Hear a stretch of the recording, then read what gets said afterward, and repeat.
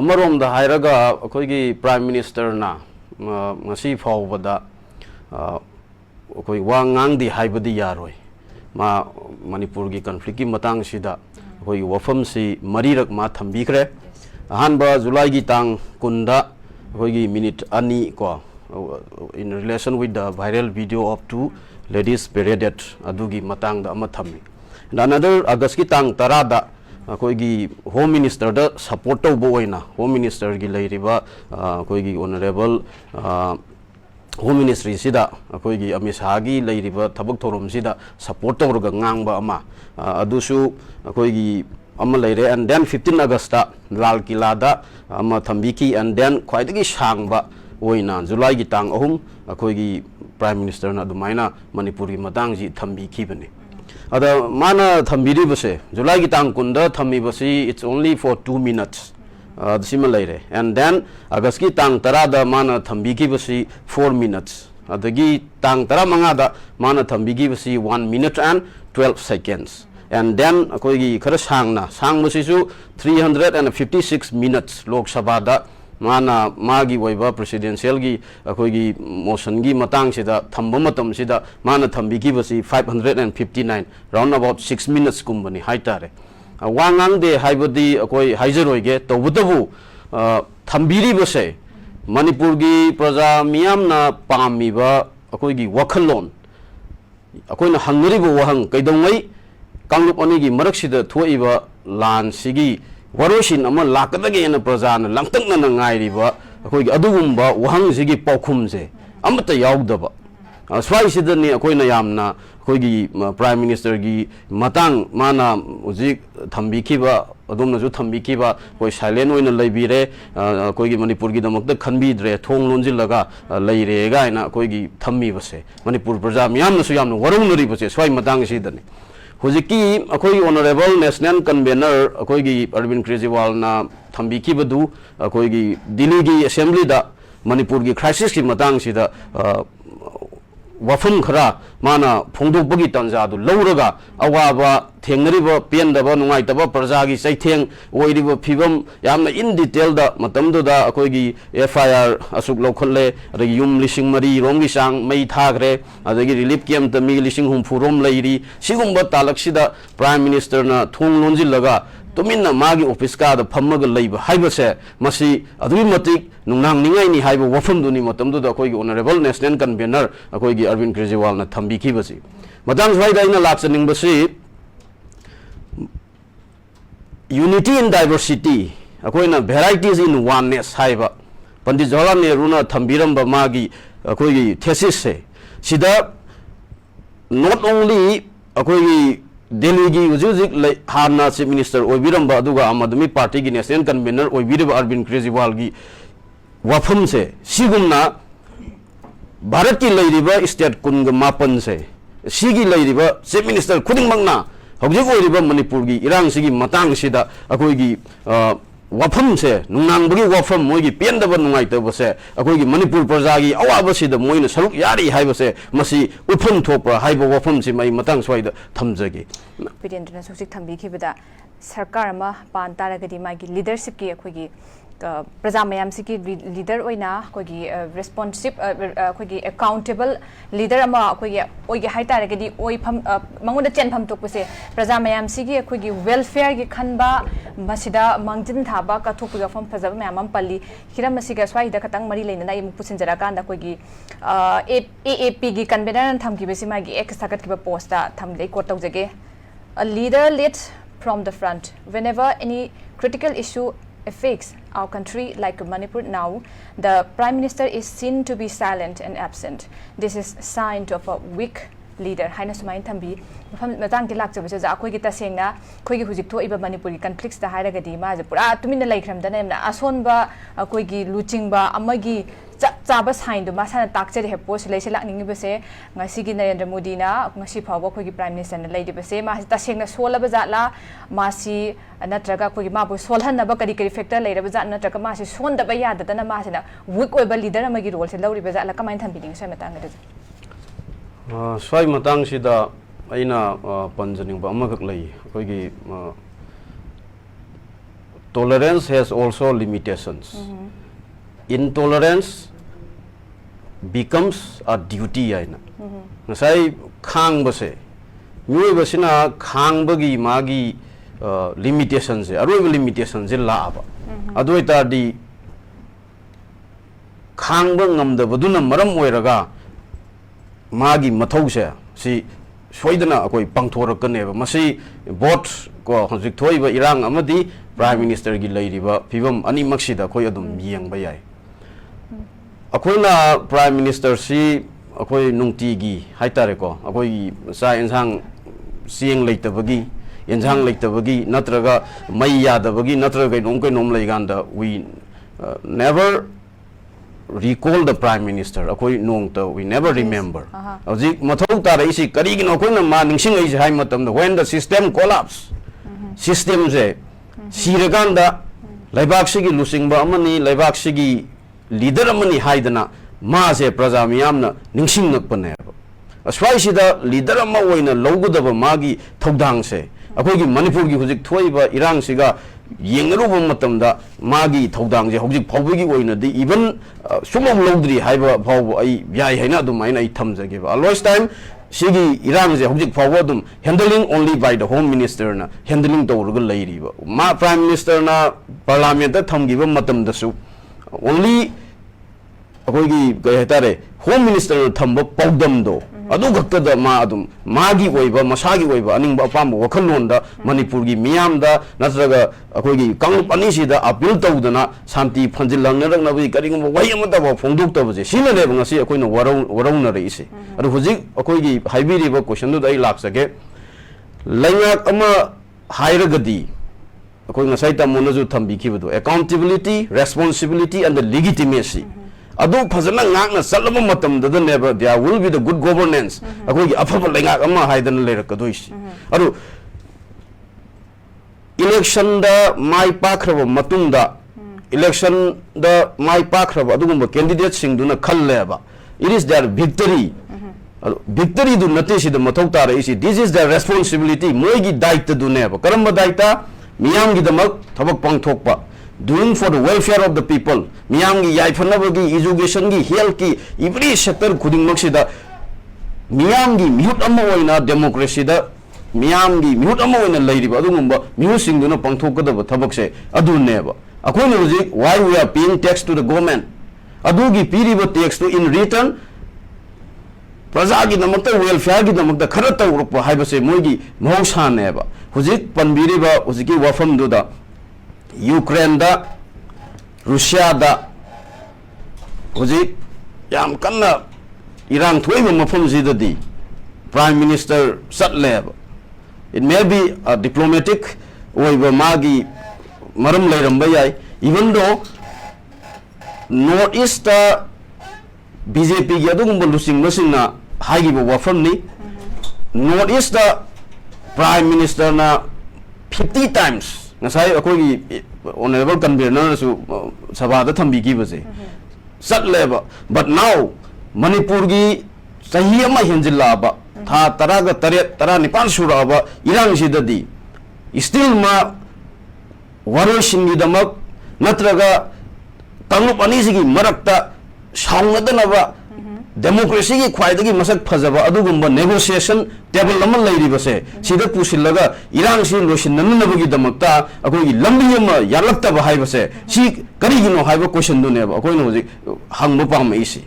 hojik akoi yam wanare sigumba tangkak sida single even ma lakpidragasu at least manipur gi praja miyam da appeal torpo wahiyama wafam ama phongbo amagadi manipur gi praja miyam sina pinnagadabane why we are so much concerned about the prime minister hairaiji kai noi matamda the state government cannot control protect the life and the property of the people of manipur gi leiriba praja miyam gi lamthum adagi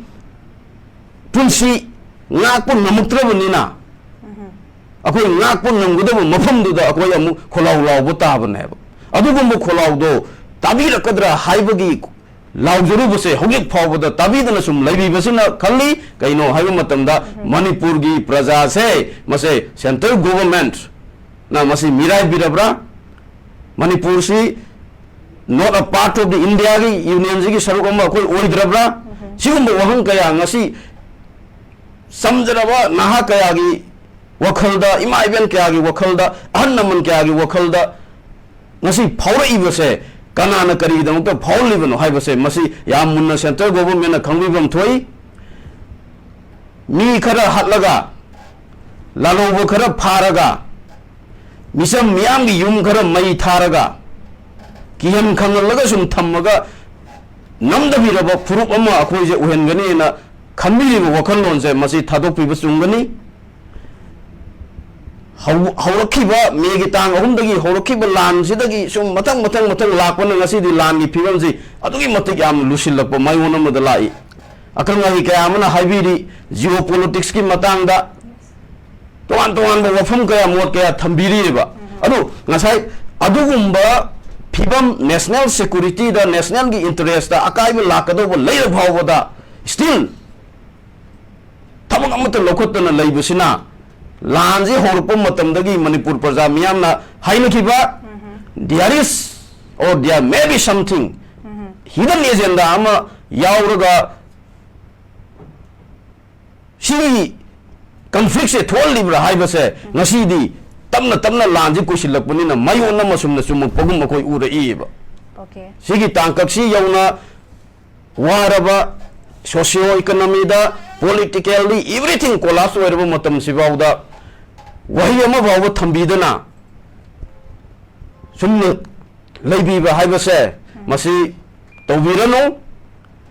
Manipur gi praja miyamna enough is enough haina nong laurapa matamdadi center da leibiriba lengak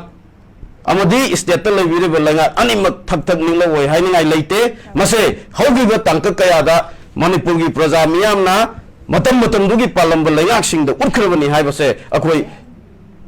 punna nisingminase haiba wafam simai thamjage okay oza yam phajai oza state dai oza bisuna talak tige oza hojiki ko oza jalana su thambiri yam phajana common destiny sakat pesi matang iran gi thoe oza na so khogi mangi rauni dise panbi gi ba geopolitics ki yam phong sa na yam sigi marum da bayam ma khoina nei na ga leide ha batare ado masida iran gi tho matung da hujik leidi basi amaga onjinra kana koi masem se maitei ga kuki ga naga ga kuki ga amaga maitei pangan loina mak sigi ponang ko onjinra ga adu mathang dana kana ga hai pot se yam uncertain oi phai batare hujik tho iba sound kraba akoi gi kanu sigi waroi sin purak tribani marak side machet tan amuk mayam ta koi sida conflict oi situation mayam sagala koi ponam le mathang na kana ga haiba posi su lai hebe tare sai da si sai matang gi da oja jalan chupan bi ke ba common destiny se masina chau ba yam thina role ma lawro pai tangai fada la ka do mal oja gi ne kamai thambi ring sai sa yam chumme hoje akoi gi tamuna thambi gi bo fam sing do marik chum ba ngak ta ni ranga sai akoi gi common interest koi common platform se akoi na ngasi bhaw bada akoi gi punba yadri se sikarina no haigan da akoi gi pandam se pandam manaraktaba ngasai pandam du manaragadi leiriba khoi myam se amatoina punminaraga chatpa yagane ngasai kwai lurei se akoi gi politics tauba kangbu jing sin nataba akoi gi mayam amana politics tawjil lakpose si Manipur gi akoi gi apunbagi saktam ama sagatnaba hotnabada achauba chaiteng am oirei se ngasai gi politics sida atopa akoi gi politician nataba mayam amana politics yaurpose si akoi gi achauba magi factor amane aduga loina na sangsin gadaba pandam se akoi punna goal amagakta da target amagakta da sangsin laba matamda akoi gi unity akoi gi kanglup singna punba yadana leiriba kanglup amagakta da tokai ba wakhalon mayam amana ngasi laksil-laga akoi masen gi marakta khaibung tana bagi lambi amagak laise si akoi common interest amada common goal amada common target amada punna saminaragadi akoi punsin ba soidana ngamgane adugi common interest common target se masi thugairaga thambudune ba hujik akoi na ura isi adu thugairaga akoi je pulumdaba nakpak tahanba masoi lehenba karina divided we fall united we stand haiba akoi gi amagak leiri se punsil lagadi akoi sapyungna thongma leina lingje leina thengna ngam doine ba ado thaina koina akoigi angang oi ngai da tamakkiba paya thudek pagi paya ama ani thudek padi pek thudek ga lai ado mapun numa thudek ka haigan dadi apun bagi pangal unity gi strength se masi gi posa ong gang lak pa se masi yang kupna padana center gi leiriba kanglup sing loina na geopolitics se sanriba kanglup sing jina phajana ubane ngasi akoina thengnariba awaba se this is not only for the reason of 2-3 years ki plan nate it is last 50 years back sahi yankai gi mamangdagi nifu gi mamangdagi silakhiba plan duna ngasi di mapung phare na khallaga phudorak pojida sigi marak sangraba sahi jida manipur gi leiriba politicians sing leaders sing je kari tawraga kamai tawraga leibi hoge je sineba koina yam warojari si hujiki woriba generation koina warojai sa moida sigi tangkap sangraba sigi lisang sitna leiraba lanong se ubiram dana hojik phauba leibirami se si una usinna dana dum leibira ibra irangji thonnabugi dambak moisu thogdang yaubira ibra sigi irangsi lehennabugi damakta punna khong thangjin minara ibra haiba wafam je hojiki woriba generation akoida chingnaba mag phaujaiba haugiba July gi tang 3 da prime minister na thambi ki wafam da akoi yam thamoi ji pende nungai jagi de maram de 1993 da manipur da thoki ba irang do sahi manga sangna sangi sahi manga phawba koi irang du losin bangam gi de hai gi ba mana parliament da thamgi ba this is on record adudi hojik thoi ba irang ji su losin bagi mahutta more than 5 years henna sangan bi ge haribra haibagi question amu swaisidar laeba laibak amagi lusingbu oiradi laibak sigi mapi mapa ama oiradi walgi leaders ingi marakta akogi biswa guru aina prithvi ji gi guru nega aina even non biological ne ba wahaijarim ni akogi laipokum mani akogi ma lai gi maza masu ni bai wapam ba mamangi lok sabha election da akogi ayodhya da channel amaga national channel amaga na hida to amaga punna interview to bu matam da adugi wafam du ba thambi khri ne ba adu laipokum na misak amana mi marakta hingaga mi na thon ba lanji laipokum misak amana losin da natraga losin na sum thambiri je si kari gi damakta thambiri no ba question du ne ba ina phawjin hangjaningi si aduga ai wafam amtang thamjage hobje manipur da more than 80,000 central forces deployed to Rogal Liberiba. Paramilitary Liberiba, Sipai Maga, me Taramanga, Tung ratio the whole lagadi. Me Amaga, Sipai Maga, 15% ratio da. Adudi Aduk Lava, Sipoy Mayama, Central Force Mayama, Laxil Lagat, Sida Tazil Lagat Tamaziba, still Lisan Sina Satariba, and then losin bangam na sum lehli se sigi matak sida mu buffer zone je ai sum khanjil la eba ko koirba sum lanji buffer zone thammi je it is not to leakage the news pau je leak oi da ba akoi je hogi ba numit kharani je akoi nomai kaim ka bakidre tumil lai gre ba aru asomda kari tawri kamai tawri kari pau ji beli de lai riba koi gi tongan ba kanglup sing da akoi kari pau phangbangam ge ji ba phorjon ji gi marum mo ju ji laksil la eba public oidana ba samjin ba yadana somda kari tawri ge karam film da somda kari tawri khar lai raga kari dor kaduri ji akoi ju ji khangandana apprehension namma da langtak na raga koi sum lai ri ba okay nungang tumme tumong khangde ayuk nungthin tawre thabak ama sathoe sathum jabang khangde karina ngasai asomna kandal leiriba wall jigi wang moda goina su da ba kari kamai leiri ge se buffer zone jina wall wera khara ga thamgre ba okay ado still sigumba phibam mamma sum lehalli se masi karina sagalakpa no haita di hojik phawda India government na not taking initiative for confidence building among the two communities ki marakta amaga thajanaba amaga trust deposit lairi base sigi hanjin nanaba amda thambidaba and then not interference from the prime minister's office okay not block tagi prime minister ki office tagi sigi lairi ba iran sigi matang the interference ngasi bawda amta tawrok tri ba and then ngasagi no deadline or timeline lanji karai gan lotion gani karambu matam baw sathagani haibagi akoi deadline natraga timeline am ngasi baw da koi da khangindri and then stakeholders inga akoi punna phaminaraga ngasai wari sabagi khongthangse mamang da home minister na numit chamani subagi press ki pawmi yamna hangmu matamda kanglup ani gi marakta santi gi purukna ba wari watai sanaba koi honari hai kana sanari karambo mi yauri tampaki CSO korokhraba leigraba asomda leiriba MLA taraduga asomgi leiriba MLA mayam minister mayam jinga pullaga wari sabagi leigraba asomgi CSO ga somgi CSO jingiga kari wari sanagre political parties jing leinari jingiga kari wari sanagre haibana singbaje koi ngasi bawda still confusion amada koi sum thamagal leiri je masi tokpiro people of Manipur waiting for your what to say irang jin losin nanabagi damukta Manipur paja miyamna still wam ta ngangtrebasu ngangakpodo ngairi mamangda ngangibo wadudi thabakna onthorakpasu leite huji akoina pamisidi akoigi not the words Manipur people needs actions. Yes. Manipur praja miyam na hujik di action je mathau tare aduna action tawbiro aduga hairiba conflict se yari makai atu matam da losin minna bo honabiyo natragadi lanjina sum sangrai matik generation kaya gi wakhal londa adum nungsi nadabagi saitheng ama agogi laman khumning bagi wakhal lama sagat laga lehurugani haibase masi ai swai sida thamjarange yam nungai je